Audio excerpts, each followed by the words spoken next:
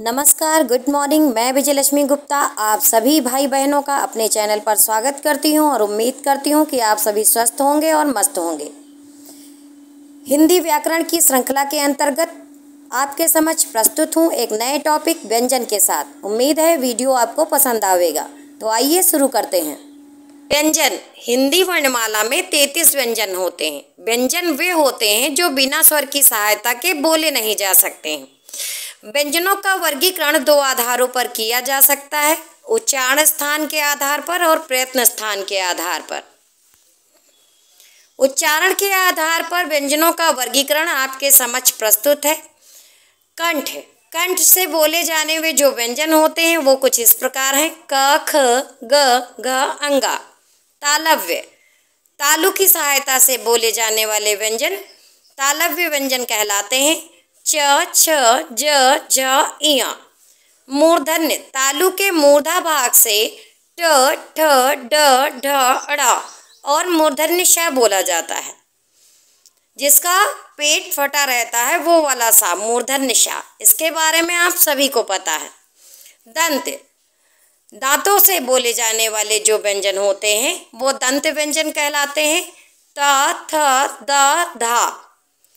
वत्स वश्चर व्यंजन वो होते हैं जो दंत मूल से बोले जाते हैं, जैसे न, स, र, ला।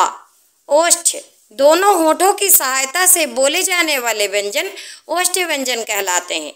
प, फ, ब, भ, मा।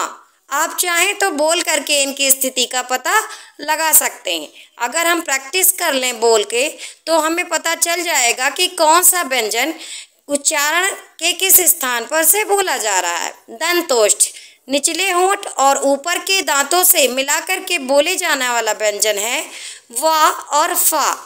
आप ध्यान देंगे व और फा तो दांत और निचले होंठ की सहायता से ही इन दोनों को बोला जा सकता है। स्वर यंत्रीय या काकल्य कंठ के आसपास के स्थान से बोले जाने वाला व्यंजन होता है हा, इसीलिए इसको काकल्य भी बोलते हैं। हा ऊष्म व्यंजन के अंतर्गत भी आता है।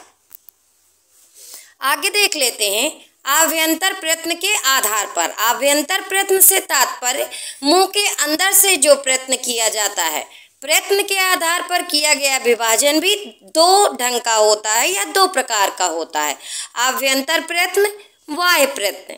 आभ्यंतर प्रयत्न से हम क्या समझते हैं? तो आभ्यंतर प्रयत्न से ध्वनि उत्पन्न होने के पहले वागेंद्रीय क्रिया को आभ्यंतर प्रयत्न कहा जाता है। यानी मुंह के अंदर से जो भी प्रयास किया जाता है इंद्रियों के द्वारा तो वह आभ्यंतर प्रयत्न कहलाता है।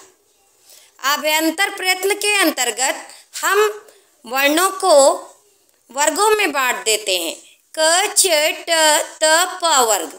ठीक है, तो क वर्ग में क, ख, ग, घ, अंगा और चा वर्ग में च, छ, ज, झ, इया। टा वर्ग में ट, ठ, ड, ढ, अड़ा। ता वर्ग में त, थ, द, ध, न और पा वर्ग में प, फ, ब, भ, मा। ये 25 होते हैं और इनको स्वर व्यंजन भी बोलते हैं। इनकी संख्या 25 होती है और स्पर्श व्यंजन कहलाती है। अंतःस्थ व्यंजन य, र, ल, व। यहाँ पर गलती से अन्यस्थ लिख गया है लेकिन यहाँ अंतःस्थ होना चाहिए। अंतःस्थ व्यंजनों में य, र, ल, व होते हैं। ऊष्म व्यंजन ऊष्म व्यंजन वो होते हैं जिनको बोलने पर मुंह के अंदर वायु गर्म हो जाती है। तीनों प्रकार के सा और हा ऊष्म व्यंजन के अंतर्गत आते हैं। अर्धस्वर या और वा।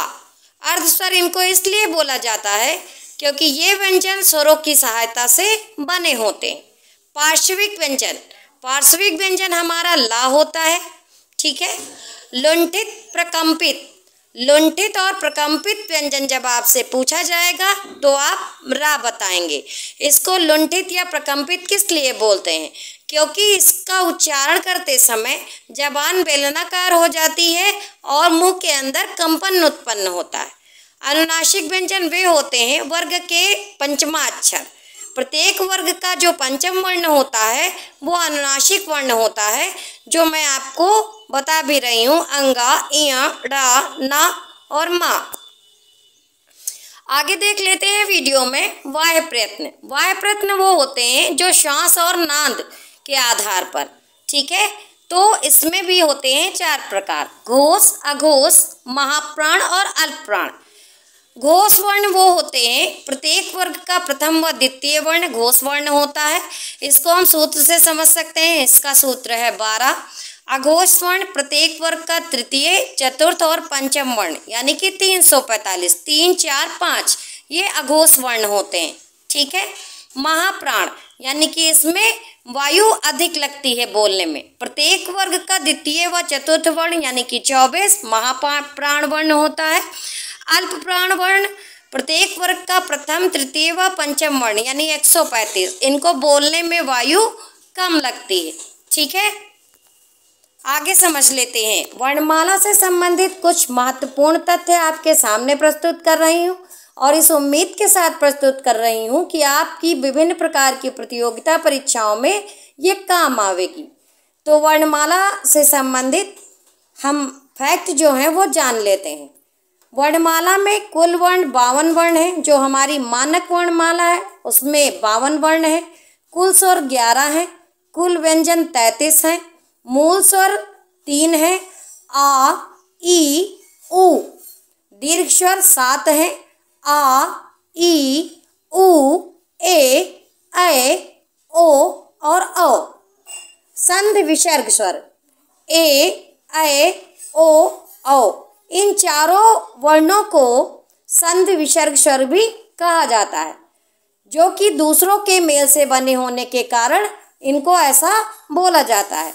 जैसे जो हमारा अ है वो आ और ए के मिलने से बना है, आ प्लस ई के मिलने से ए बना है, आ प्लस उ के मिलने से ओ बना है और आ प्लस ओ के मिलने से औ बना है।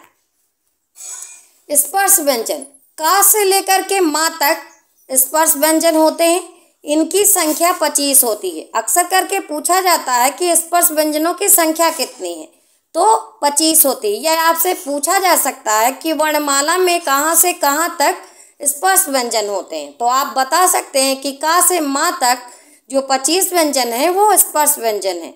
चा वर्ग, चा वर्ग के व्यंजनों को स्पर्श संघर्षी व्यंजन कहा जाता है, ठीक है, क्योंकि इनको बोलते वक्त तालु से संघर्ष होता है, ठीक है। संयुक्त वर्ण छा, क्षत्रिय वाले छा के बारे में आप जानते हैं, इसमें आधा का और मूर्धन्य पूरा सा मिलाकर के छा बनता है। और इस बात को हमेशा ध्यान दीजिए, प्रतियोगिता परीक्षाओं में सेम ऐसे ही लिख करके पूछ लिया जाता है और हलंत दोनों वर्णों में लगा दिया जाता है, जो कि गलत है। छा बनाने के लिए आधा का और पूरा सा होना चाहिए। इसी तरह से त्रा है, त्रा में ता आधा रहेगा और रा पूरा रहेगा। ज्ञा में जा आधा रहेगा और या पूरा रहेगा। तो ये हमारे 3 संयुक्त वर्ण हैं। हमारी वर्णमाला में एक मिश्र वर्ण भी है, जिसमें आधा श और पूरा रा रहता है, जिससे श्रमिक वाला शा बनता है, ठीक है। अर्धस्वर या और वाह है, इनको अर्धस्वर इसलिए बोलते हैं क्योंकि ये स्वर और व्यंजनों के मेल से बने हुए हैं, दो स्वरों के मेल से बना हुआ है, ठीक है। 2 स्वरों के मेल से अगर ये बना हुआ है, इसीलिए इसको अर्धस्वर बोलते हैं।